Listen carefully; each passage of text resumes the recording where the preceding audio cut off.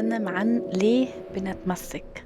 تحكم وهم مبني على الخوف والتسليم هو الحرية الحقيقية. من واحنا صغيرين بنتعلم ان احنا دايما نتحكم في كلامنا، نتحكم في تصرفاتنا، نتحكم في كل حاجة الناس بيشوفوها عننا، شكلنا، لبسنا، ازاي هنبان، ازاي هنتكلم، ازاي هنعبر عن نفسنا، ازاي هنكون ما احنا عليه.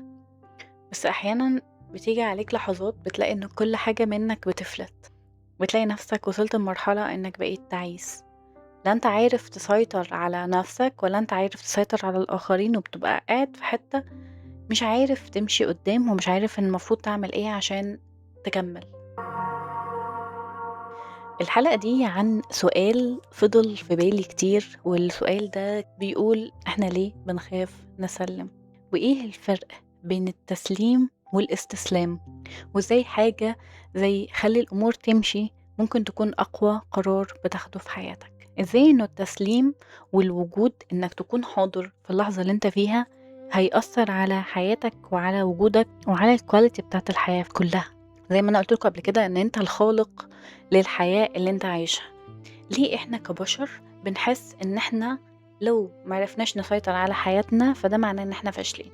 منين جت الفكرة دي؟ ومين قال ان التحكم هو القوة؟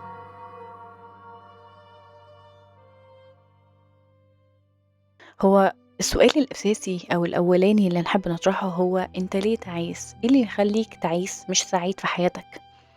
لو بصيت بينك وبين نفسك فعلا ديب جواك كده هتلاقي إن السبب الأساسي للتعاسة مش إنه مفيش حاجة تسعدك، أو مفيش حد جنبك، أو إن أنت وحيد، أو أيا يكن الأسباب اللي بتقولها في دماغك، أو إن أنت مريض أو عندك مشاكل معينة.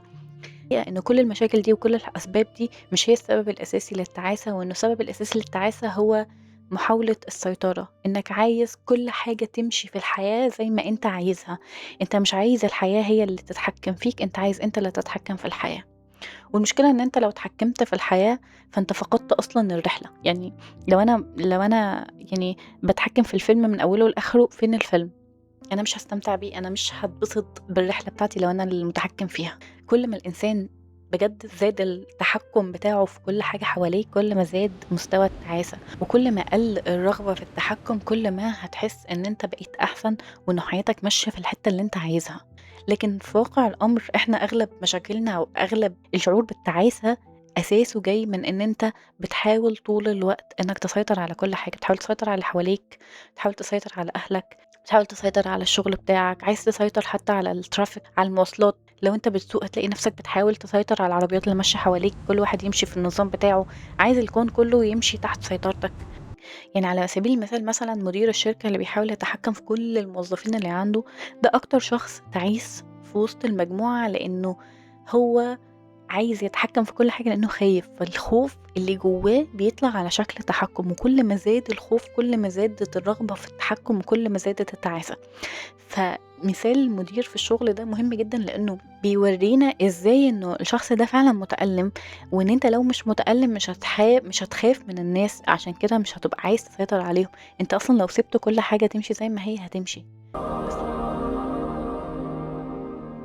طيب، احل ازاي يا آية مشكلة ان انا عايزة اسيطر على كل حاجة وفعلا انا تعيس بسبب الرغبة في السيطرة، ومفيش حاجة قادرة اسيطر عليها، كل حاجة ببقى عايزها ما بتجيش زي ما انا عايزها؟ الموضوع بسيط جدا، وهو ان انت لازم تفهم ان الحياة اللي انت عايشها دي نتيجة عن حاجات جواك. انت اللي بتخلق الحياة اللي انت عايش فيها دي، انت حرفيا في سيميوليشن سواء ادركت ده او لا.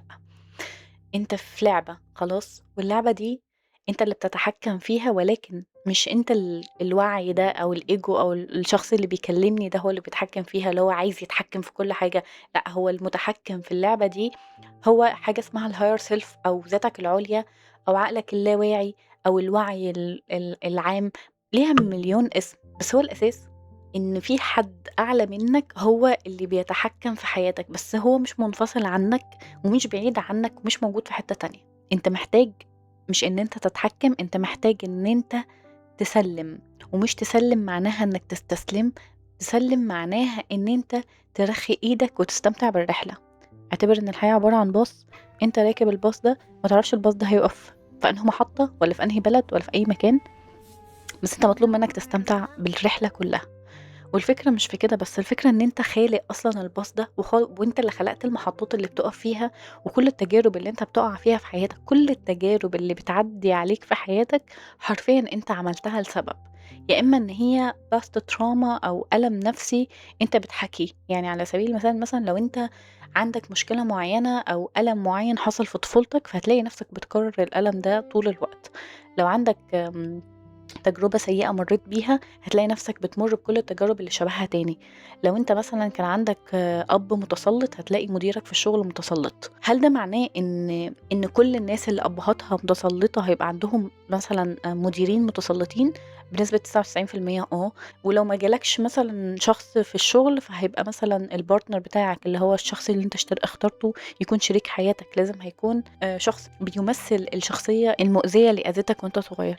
ففي الآخر أنت بتخلق واقع طبق الأصل من ألم قديم، من ألم ما تحررتش منه لحد دلوقتي، والمشكلة الأساسية في حتة السيطرة دي هي إن أنت خايف بشكل كبير من كل حاجة حواليك، بس لإنك خايف فأنت بتحاول تتحكم في كل حاجة، فعشان تتحكم في كل حاجة عايش طول الوقت في خوف وقلق وضغط عصبي وضغط نفسي، وهتلاقي إن كل المشاكل دي كلها جاية من ألم حصل وأنت صغير، أو صدمة نفسية حصلت لك وأنت صغير، وممكن يكون كمان generation trauma، يعني ممكن تكون حاجة خدتها في الجينات حصلت لباباك أو مامتك وأنت خدتها معاك، وممكن كمان من قوة الصدمات النفسية اللي إحنا بنتعرض لها عقلنا بيقرر إن هو ينسى الأحداث اللي حصلت، فأنت تقعد تقول لي أنا ما عنديش أي مشاكل، أنا ما عنديش trauma، أنا ما عنديش حاجة حصلت لي في حياتي خلتني أبقى كده، أو أبقى متحكم أو أبقى شخص سيء أو whatever الوصف اللي أنت واصفه لنفسك ومسبب لك التعاسة أو الرغبة في التحكم. ليه بنتحكم في كل حاجة؟ عشان المحرك الأساسي للرغبة في التحكم هو الخوف. عايز تعرف دايما ايه السبب ورا التحكم؟ بص على الخوف، دور كده بينك وبين نفسك أنا خايف من ايه، هات ورقة وقلم واكتب أنا ايه الحاجات اللي أنا خايف منها عشان كده أنا عايزة أتحكم في اللي حواليا. هتلاقي إن الخوف متمحور دايما دايما دايما حوالين يا إما البقاء يا إما تكرار ألم حصل قبل كده، فأنت عشان تصلح الألم ده محتاج تعرف سبب الخوف إيه، ولو عرفت سبب الخوف أخيرا وافتكرت الموقف المؤلم اللي حصل لك، فلازم تعمل الشادو ورك ولازم تعمل التمارين اللي هحطها في الفيديو في حلقات تانية ازاي تصلح التروما وازاي تعمل التمارين دي وتتخلص من الألم اللي جواك أو تتخلص من الخوف اللي موجود من الطفولة اللي هو أصلا ملوش أساس من الصحة، كلها بتبقى وهم جوه عقل الطفل. يعني هو ممكن انت تكون خايف من انه الحدث ده يحصل تاني، بس هو في الحقيقة الحدث ده عمره ما هيحصل تاني وعمره ما هيتكرر، لان انت النهاردة كبرت والنهاردة انت بقيت قادر تدافع عن نفسك، بس لسه بيبقى لسه الخوف جواك وانت محتاج تتخلص منه. اكتر شخصية تعيسة في الدنيا هي شخصية النرجسي. ليه؟ لانه اكتر واحد خايف واكتر واحد بيبقى عايز يتحكم في كل حاجة حواليه. مين هو الشخص النرجسي وليه هو موجود في حياتنا؟ الشخص النرجسي هو شخص خايف والخوف بتاعه داخل في مرحلة تحكم زيادة عن اللزوم. طيب ليه هو وصل للمرحلة بتاعة التحكم أو السلبية أو إنه بيعمل مشاكل لناس كتير؟ المشكلة الأساسية عند الشخص النرجسي إن هو خايف طول الوقت، وبسبب خوفه اتعلم في سيكولوجية قديمة إنه يتحكم في أمه في البداية. يعني هتلاقي إن دايمًا الشخص النرجسي في طفولته كان دايمًا بيحاول يتحكم في أمه عن طريق العياط، إن هو ياخد الtension أو عن طريق إن هو يكسر لها أي حاجة، دايمًا بيحاول يتحكم فيها بالابتزاز العاطفي، بالسيطرة. لمّا بيكبر شوية بيحاول إن هو يسيطر عليها. هو بيبقى حاسس بإيه الطفل ده؟ الطفل ده بيكون حاسس بعدم الأمان، طول ما هو خايف ومرعوب، طول ما هو مش قادر يعمل أي حاجة غير إنه يسيطر على أمه، لإنه طول ما هو بيسيطر على أمه طول ما هو في حيز الأمان، ولمّا بيكبر بيكمّل نفس الفكرة دي مع الآخرين وبيحاول يتحكم فيهم ويسيطر عليهم قدر الإمكان، لأنه كل ما سيطر عليهم كل ما حس بالراحة والأمان وكل ما حياته بقت ألطف وأجمل. لازم تفهم إن التصرفات بتاعتهم دي كلها ناتجة عن الألم وتعذرهم لأن هم كمان متألمين.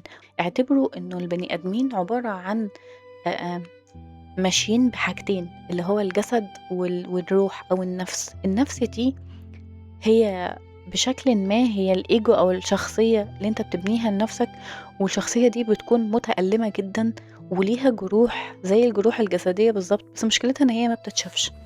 فأنت أي حد هتشوفه متعصب أو عصبي أو أي حد بيحاول يتحكم في أي حد حواليه أو أي أب توكسيك أو نرجسي أو كل الحاجات اللي احنا بنطلق عليها إن هو شخص سيء، هو في الأول وفي الآخر هو شخص مجروح، شخص متألم، ومن كتر الألم بتاعه بيفقد التحكم حتى في ذاته، وبيفقد التحكم حتى في تصرفاته بسبب الألم. يعني حرفيًا تخيل معايا لو أنت إيديك مفتوحة وفي حد جه مسك إيديك، أنت أول حاجة هتعملها إن أنت هتزعق في وشه أو هتشد إيدك بشكل سريع، هتتصرف تصرف تلقائي من الألم. اعتبر إن الناس اللي عندها حُب تحكُّم أو عندهم الشخصية النرجسية دي عندهم نفس الألم بالضبط، وده مش مُبرر للي هُم بيعملوه، ومش مُبرر للغلط ولا للأسى ولا للمشاكل دي كلّها، ولكن لازم تستوعب إن دي هي البذرة الأساسية للتعاسة بتاعتهم. لو أنت عندك الشخصية النرجسية أو أنت بتحب تتحكّم في كل حاجة، فالمشكلة الأساسية إن أنت خايف من كل حاجة، فأنت لازم تحل الخوف ده، والخوف ده عشان تحله محتاج تعمل حاجة اسمها shadow work، والshadow work ده عبارة عن تمارين بتتعمل بتحل فيها التروما أو الألم النفسي والصدمات النفسية اللي اتعرضت لها في الطفولة وخلتك خايف طول الوقت، لأنه العقل لما بيتعرض لصدمة نفسية كبيرة بيتوقف عن العمل، واللي بعدها مخك ما بيعملش process للحياة من بعدها. فانت أول ما بيحصل trigger دي يعني حاجة بتفكرك بالجرح القديم أو بتفكرك بالألم اللي انت اتألمته أو الصدمة النفسية اللي انت تعرضت لها. فأول ما الtrigger ده بيبقى موجود أو أول ما الحدث ده بيحصل بتلاقيك على طول فقدت أعصابك أو حاولت تتحكم في كل حاجة حواليك، وده برضو بيخليك عصبي جدا ودايما irritated كده، مش مرتاح ومش سهل التعامل معاك لأن أنت متألم جدًا، جدًا، جدًا. فالشخص النرجسي هو أكتر شخص متألم في الدنيا، وأكتر شخص لازم يشتغل على نفسه ولازم يصلّح الترومات النفسية اللي عنده، لأنه طول ما هو خايف، طول ما هو هيفضل في حالة التعاسة إلى ما لا نهاية، والتعاسة دي مش هتنتهي أبدًا غير لمّا يبتدي يسلِّم، وعشان يسلِّم هو لازم يصلّح كل الجروح النفسية اللي جواه. حُب السيطرة أو الرغبة في السيطرة جاية من الخوف من المجهول أو الخوف من الفشل، لإن أنت لو ما سيطرتش على المجريات الأمور حاسس إن أنت هتفشل. يعني لو ما سيطرتش على العربيات اللي حواليّا فأنا مش هاعرف أوصل في ميعادي، لو ما سيطرتش مثلًا على مراتي فهي ممكن تخونّي، فممكن تسيبني، فمش عارفة إيه، لو ما سيطرتش على أختي فممكن الناس تقول عليّا إن أنا ما عنديش ضمير أو إن أنا ما عنديش أخلاق أو إن أنا مش راجل. فأنت هتلاقي كل الرغبة في التحكم كلّها جاية من الخوف. وواقع الأمر إنه ربنا هو اللي خلق الحياة دي، وإن الحياة دي دار ابتلاء، وإن ربنا جايبنا هنا عشان يختبرنا، والكلام ده كله أي كلام. الحياة هنا مش دار اختبار ولا حاجة، أنت مش جاي حد يمتحنك، أنت مش في امتحان، لأن أنت لو في امتحان هتفضل طول الوقت متضايق وقلقان، ودي الحاجات اللي هم بيحاولوا يزرعوها جوه دماغ الناس عشان الناس تخاف، تفضل قلقانة طول الوقت، وأنا عملت إيه في الامتحان، طب أنا كويس طب أنا وحش، ويبتدي يجيله تأنيب ضمير ويحس إن هو شخص سيء، ويدخل في لوب سيئة جدا جوه الماتريكس. بس سيبك من الحتة اللي مش مهمة دي، تعالَ نركّز على الحتّة المهمة اللي هي طَب أنت هنا في الحياة بتعمل إيه؟ وإزاي أصلًا أكون سعيد؟ يعني أنا عايزة أكون سعيد أيوه، بس أنا مش عارف أعمل إيه. كل اللي مطلوب منّك هو إن أنت تسلِّم لربنا، تسلِّم كل حاجة، وربنا ده مش هو الشخص المتسلّط اللي قاعد على كرسي عمّال بيقول للناس تعملوا إيه وما تعملوش إيه وتروحوا فين وتيجوا منين. لأ، إنّك تسلِّم للdivine plan للخطة اللي أنت عملتها عشان تعيش التجربة اللي أنت موجود فيها. طيب كلمينا أكتر عن التسليم، يعني إيه أسلِّم؟ أنا برضه ما فهمتش، يعني أسلِّم إيه؟ يعني إيه أسيب إيدي يعني والّا أعمل إيه؟ إنك تكون مسلِّم، إنك تكون حاطط ضهرك كده ساند ضهرك كده وعارف إنه في حاجة أكبر منك هي المتحكمة في كل حاجة، وهي اللي هتخلّي بُكرة يكون يوم أحسن. التسليم بيبقى عبارة عن إيه؟ عبارة عن إن أنت تبقى واثق إن كل حاجة بتحصل في حياتك بتحصل لمصلحتك. ما فيش أي حاجة في حياتك بتحصل إلا لمّا بتكون بتحصل لمصلحتك، ما فيش حاجة جاية عكسك، ما فيش حاجة جاية عشان تأذيك. المواقف دي جاية هنا عشان تعلّمك حاجات عشان تعيش حياة أحسن. في الآخر أنت في رحلة، الرحلة دي محتاجة منّك إنّك تكون مسلِّم تسليم تام للي جاي، مسلِّم لربنا، عارف إن أنت اخترت الحياة دي. في ناس كتير مش فاكرين إن هم اختاروا الحياة دي، وبيفكّروا إنه لأ، أنا مستحيل أكون اخترت الحياة البشعة دي، أنا مستحيل أكون خلقت حاجة بالبشاعة دي. إزاي يعني بتقولي لي إن أنا خلقت الحياة أو اللي أنا فيها تعيس؟ أنت لازم تكون مقتنع إن في حاجة أو في حد حاطط بلان، سواء كنت أنت اللي حاطط البلان أو حد تاني ليه سلطة أعلى زي ربنا أو الملايكة أو whatever الحاجة اللي أنت مؤمن بيها. أنت بس محتاج كده تغيّر الperspective بتاع حياتك. فأنت لو عايز تسلِّم بشكل حقيقي لازم تعرف إنه الhigher self أو الذات العُليا دي هي المتحكمة فيك، وإن كل حاجة بتحصل في حياتك بتحصل لسبب، والسبب ده هو مصلحتك.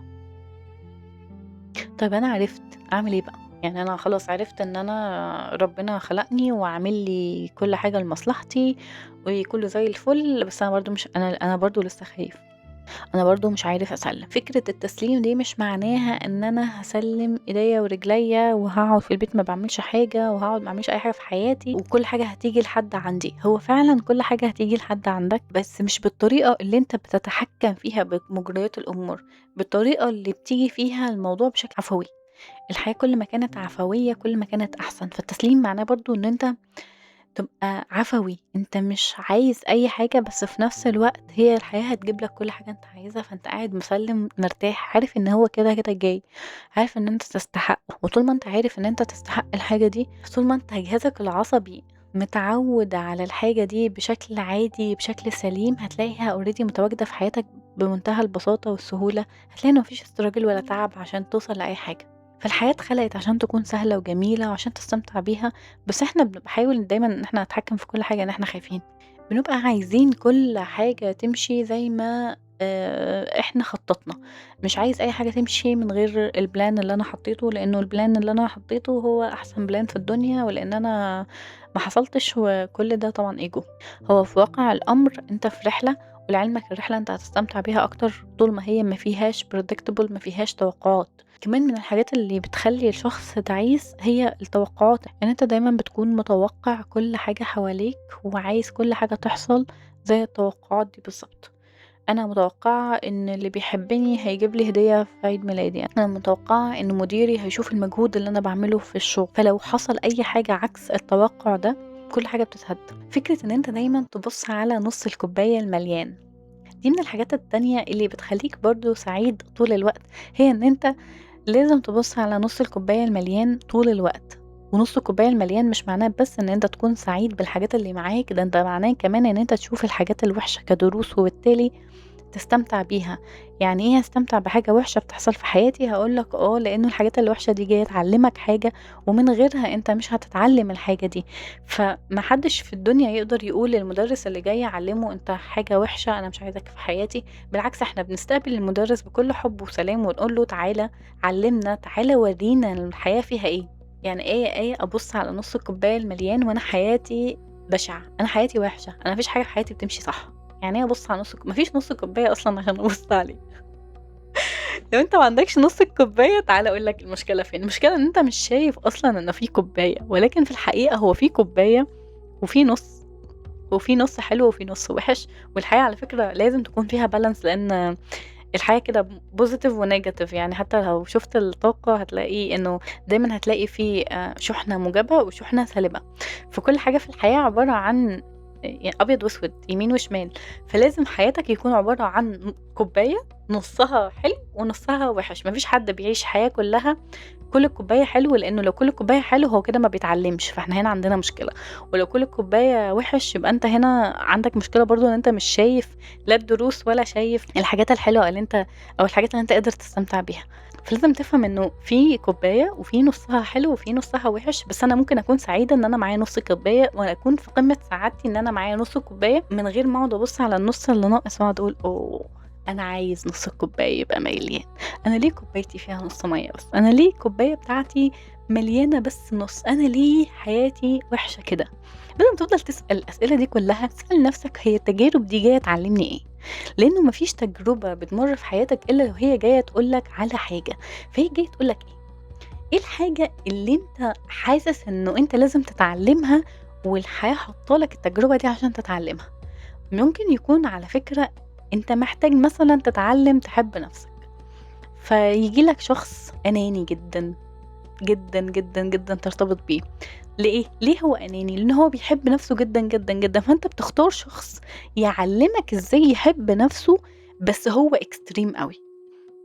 والغريبة إنه أنتم الاتنين بتتشاركوا إنه هو ما بيحبّش نَفْسه ولا حاجة، بس هو بيدّعي حُب ذاته وأنت ما بتحبّش نَفْسك خالص، فأنت بتستنى إن هو يحبّك.